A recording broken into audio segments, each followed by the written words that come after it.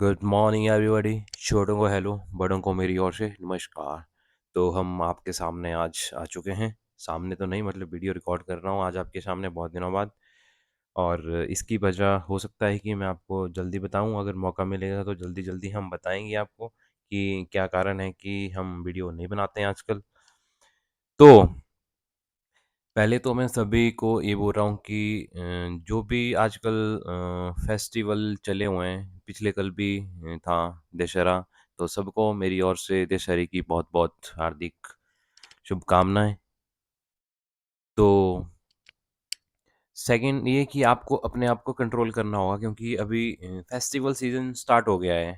ठीक है। और जो किसान का बच्चा होगा उसको भी दिक्कत होगी, क्योंकि फेस्टिवल तो स्टार्ट हुए हैं, उसके बावजूद भी उसको खेत के काम स्टार्ट हो चुके हैं। क्योंकि धान की कटाई, मक्के की कटाई, अब गेहूँ बीजेंगे, मटर वो करेंगे, फलाना करेंगे, मतलब बहुत फला फला काम, बहुत काम हो जाते हैं। तो मेरा जो माता बहना या पिता जो भी वीडियोस देख रहा है, इनका छोटा भाई बड़ा भाई जो भी तैयारी कर रहा है, उनको टाइम दें, मौका दें तैयारी करने का, और आप उसको सपोर्ट करें।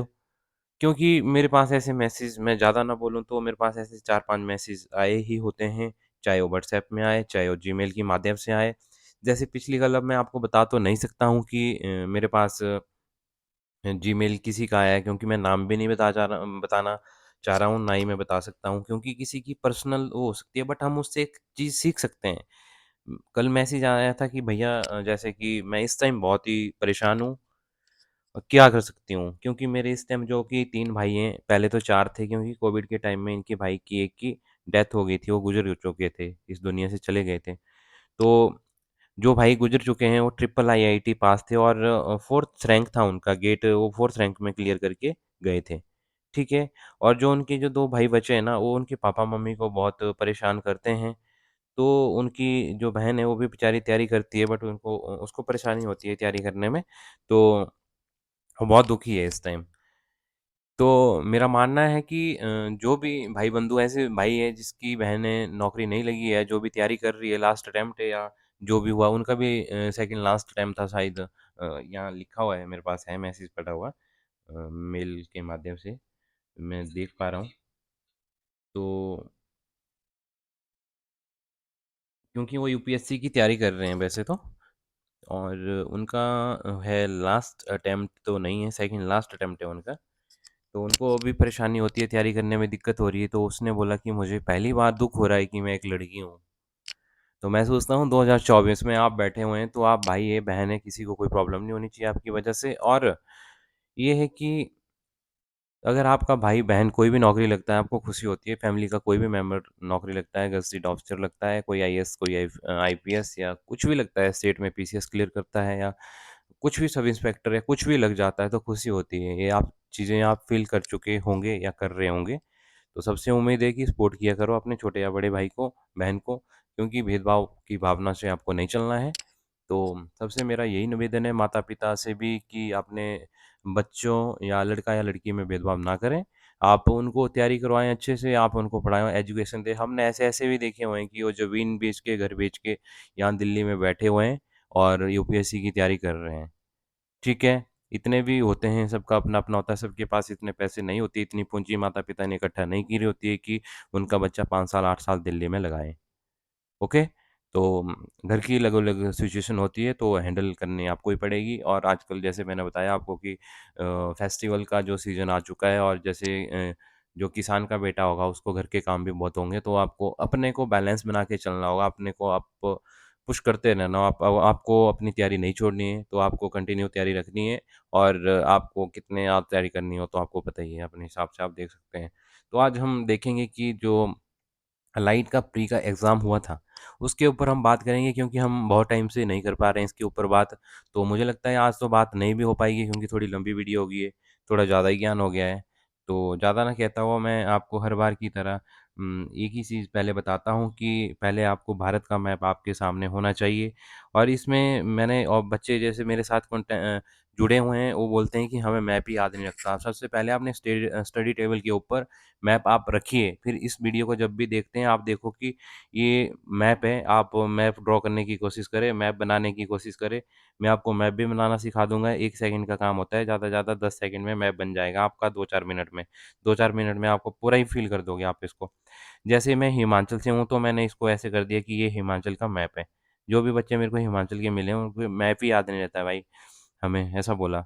मैंने कहा देखो मैप अपने मुंह के आगे होना चाहिए, उसके बाद आपको हिमाचल का मैप भी आपके मुंह के आगे होना चाहिए कि हिमाचल कहाँ है, ठीक है, और हिमाचल के अंदर कौन कौन सी, और शिमला इसकी राजधानी है तो ये इसकी लोकेशन कहाँ है। तो ये मैप है, तो इसमें आपको इतना देखना है और ऊपर से देखना है कि कितनी यूटी है और कितनी स्टेट है जो कि हिमाचल से टच करती है। तो यहाँ पे यूटी लद्दाख है और यहाँ पे जम्मू कश्मीर है, ठीक है। यहाँ पे अभी इलेक्शन भी हुए हैं और ऊपर है नॉर्थ में टच करता है, इधर से पंजाब टच करता है और इधर से हरियाणा है और इधर से थोड़ा सहारनपुर से ऊपर जो यूपी भी टच करता है हिमाचल को, और उत्तराखंड भी टच करता है। तो एक दो दो यूटी होगी, ठीक है। और स्टेट कितनी होगी, 1 2 3 4, चार जो है स्टेट होगी। तो टोटल जो है 6 स्टेट जो है हिमाचल प्रदेश को टच करती है, बाउंड्री शेयर करती है हिमाचल प्रदेश से। ओके।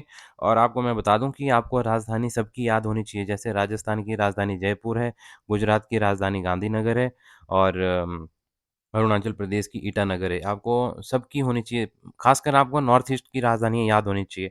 जैसे यहाँ से ना कर्क रेखा गुजरती है इधर से लेके, तो आपसे ये भी पूछा जाता है कि नॉर्थ ईस्ट के ऐसे कौन से राज्य हैं और एक ऐसा कौन सा राज्य है जिसमें से सबसे ज़्यादा मतलब कि ये इसकी लंबाई है कौन से स्टेट में, तो आपको ये भी पता होना चाहिए, ठीक है। इसमें मध्य प्रदेश है कि कौन सा है कि झारखंड है, और नॉर्थ ईस्ट में कौन कौन से राज्य हैं ये भी आपको पता होना चाहिए कि कौन कौन से राज्य हैं, ठीक है। तो मैं बता दूं आपको कि त्रिपुरा और मिजोरम है, बाकी आप यहाँ से देख सकते हो कि कहाँ से स्टार्ट हो रहा है, गुजरात, राजस्थान, मध्य प्रदेश और छत्तीसगढ़ से भी है, ठीक है, और झारखंड से भी है, वेस्ट बंगाल से भी है। तो ये आपको पता होना चाहिए, ये आपको फिंगर ऐसे टिप्स में याद होने चाहिए कि कहाँ कहाँ से कर्क रेखा गुजरती है अपनी, ठीक है। और यहाँ पे भी पता होना चाहिए आपको कि 9 डिग्री चैनल, 8 डिग्री चैनल किस किस को लग करता है, ठीक है ना। आपको मैप तो आपका इतना स्ट्रांग होना चाहिए कि आपको कोई भी पूछे तो आपसे, मतलब नींद में भी पूछे आपसे तो आपको खड़े होके बताना है कि ये है। तो फिर उसके बाद जो है थोड़ा वर्ल्ड मैप के ऊपर भी देख सकते हैं आपके कि कितने कॉन्टिनेंट हैं आपके, आप किसी को बच्चे को नहीं पता होता है जैसे कि नॉर्थ अमेरिका कहाँ है, साउथ अमेरिका कहाँ है, और अफ्रीका कहाँ है, और यूरोप कहाँ है, और एशिया कहाँ है, और ऑस्ट्रेलिया कहाँ है, और अंटार्कटिका कहाँ है। तो कितने हो गए ये आपको पता होना चाहिए कि आप काउंट कर लो कि कितने हैं, 7 हैं, ठीक है। और ये सबसे बड़ी बात इसको बताने की है क्योंकि कुछ बच्चे हमारे साथ एचएम के जुड़े हुए हैं, होटल मैनेजमेंट में, कि जो कि पुलिस की तैयारी करते हैं, पटवारी की तैयारी करते हैं, बट वो फॉरेन भी जाना चाहता है। तो जैसे यूरोप जाना चाहता है तो उसको ये नहीं पता कि यूरोप है कहाँ। कोई कनाडा जाना चाहता है तो उसको ये नहीं पता कि कनाडा कहाँ है, ठीक है।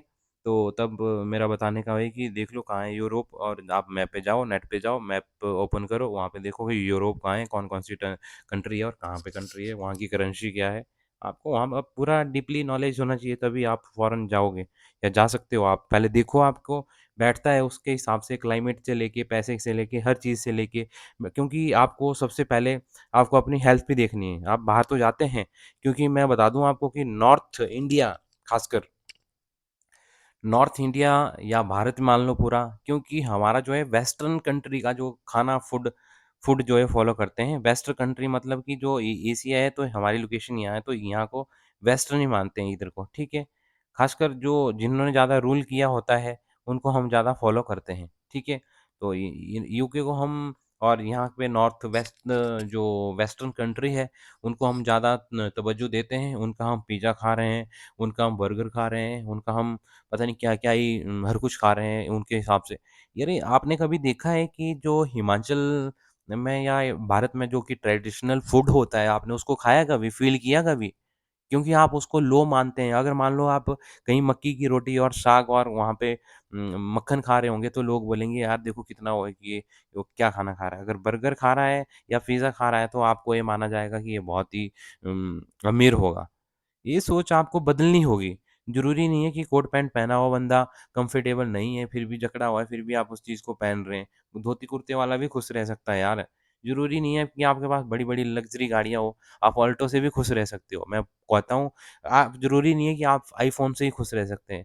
मैं सबसे ज़्यादा ये भी बोलना चाहता हूँ कि दिखावे वाली ज़िंदगी में आप मत जाइए। आप किसी दूसरे को देख के ये मत करिए कि जैसे आप ₹100 कमा रहे हैं, मैंने देखे हैं ऐसे बहुत लोग, ₹100 कमा रहे हैं, आईफ़ोन ले लिया भाई 80,000 का। ₹100 का मतलब ये है कि मान लो 40,000 कमा रहे हैं, उनकी सैलरी है 40,000 और आईफ़ोन ले लिया उन्होंने 80,000 का और उनका 40,000 में से उनका खर्चा है 10,000 पीसी का है, खाने का है और 5,000 उनका वो है, 5,000 किराया तो मतलब 20,000 है उनका खर्चा है। तो इनके पास बचता है मान लो 10,000 रुपए। उन्होंने इसकी ईएमआई रख दी है मतलब 6,000 रुपए। कितना बचा उसको? 4,000 बचा लास्ट में। तो क्या फ़ायदा इस चीज़ का यार कि आप बैंक में वो लोन उसके ईएमआई पे आप ले रहे हो। कुछ नहीं है दिखाए में रखा हुआ क्योंकि आपके काम की चीज़ नहीं है वो। ठीक है? तो ज़्यादा दिखावे में नहीं जाना है, किसी दूसरे के ऊपर नहीं जाना है कि इसने लग्ज़री गाड़ी ली है तो हमें भी लग्ज़री लेनी है। आप ऊपर नहीं उठोगे, आप डूबोगे ही। ठीक है? तो आज के ज्ञान इतना ही काफ़ी हो चुका है मेरे हिसाब से, तो मेरे को लगता है कि क्वेश्चन का मौका ही नहीं मिलेगा मुझे। पर चलो 2-4 मैं कर ही लेता हूँ कि जैसे आपको पता होना चाहिए कि एलाइड के पेपर में एक हाइडल प्रोजेक्ट के बारे में पूछा गया था, तो आपको पता होना चाहिए कि जो प्रोजेक्ट के बारे में आपको पूरा नॉलेज होना चाहिए। अब आगे को टॉपिक जो बात चलेगी तो आपको इतना होना चाहिए कि प्रोजेक्ट के बारे में आपको सबका पता होना, चाहे वो सॉन्गटोंग है, चाहे वो रोंगटोंग है, चाहे वो कोई भी हो, नाथपा झाकड़ी है, चाहे कोई भी हो, आपको मतलब जल विद्युत परियोजना के बारे में सब कुछ पता होना चाहिए। तो यहाँ पे हमसे पूछा गया था बिनमा, तो जिसने पकड़ लिया होगा, जिसने नदियाँ भी पढ़ी होगी कि बिनमा किसकी सहायक नदी है और ये कहाँ पे है, इतना पकड़ लिया होगा आपने तो पता चल गया होगा आपको कि कहाँ है। ठीक है? और ये ट्राउट अगर जिसको ट्राउट का पता होगा, जो फिश खाता होगा, उसको ये भी पता होगा कि ये फिश है, कि ये केकड़ा है, कि कछुआ है, क्या है, आपको पता होगा। ठीक है ना? हिमाचल में जो ये करंट अफेयर का क्वेश्चन था जैसे कि जो फूड प्रदर्शन फार्म कहाँ स्थित है, तो जिसने पकड़ लिया होगा उसने पकड़ लिया होगा। ठीक है? तो आज की डेट में चलो 10 क्वेश्चन करवा ही देता हूँ मैं। निम्नलिखित में से कौन सा ग्लेशियर चंद्रभागा घाटी में हिस्सा नहीं है? तो आपको मैं बता दूं कि ये मियार है, ये नहीं है इसका। ठीक है? और बाखरली खड हिमाचल प्रदेश में किस नदी की सहायक नदी है? तो आपको देखना है कि किस नदी की है। आप अगर हिंदी समझ ना हो तो आप इंग्लिश पे ज़रूर जाइए, पहले आप इंग्लिश पे जाइए, अगर आप हिंदी के हैं तो आप हिंदी पे जाइए, नहीं समझ आ रहा तो इंग्लिश में ज़रूर आइए। तो ऊल किसकी ट्रिब्यूटरी है? तो ये भी पता होना चाहिए आपको कि किसकी है। जो बंदा हिमाचल मंडी का होगा, कभी रूट वरूट गया होगा तो उसको पता होगा कि ऊल कहाँ है, या आईआईटी में गया होगा तो आईआईटी जब हम पहुँचते हैं तो ऊल नदी क्रॉस करके हम जाते हैं वहाँ पे, तो वो भी पता होगा उसको। तो आज की वीडियो को मैं यहीं विराम देता हूँ। मैंने 3-4 क्वेश्चन बताए हैं, वैसे ही नॉर्मल, क्योंकि वीडियो में ज़्यादा ज्ञान हो चुका है, तो मैंने जो बातें बताई है उसको आप गाँठ बाँध के रखिए, क्योंकि अभी एग्ज़ाम आने वाले हैं तो आप तैयारी पे फ़ोकस करिए। चाहे paper Himachal Pradesh police constable का है, चाहे पटवारी का आने वाला है, चाहे पीजीडी, टीजीडी, कोई भी पेपर हिमाचल का जो मर्ज़ी आए, चाहे एलाइड का मेंस होगा, चाहे कुछ भी होगा, बट आप तैयारी पे फ़ोकस करिए। और मैं बता दूं जो भी यूपीएससी एचएएस की तैयारी कर रहा है उसके लिए मैं ये भी बता रहा हूँ कि ईएमआरएस की वैकेंसी आ रही है, केवीएस की भी आएगी, ईएमआरएस की भी आएगी, डी ट्रिपल एस की भी आएगी और एनबीएस की भी आएगी। जो टीचर वाले पेपर की तैयारी कर रहा है उसके लिए मैं बता दूं कि ये वैकेंसी आने वाली है। ठीक है? और ईपीएफओ की भी वैकेंसी आने वाली है, जो भी यूपीएससी की तैयारी करता है उसके लिए मैं बता देता हूँ।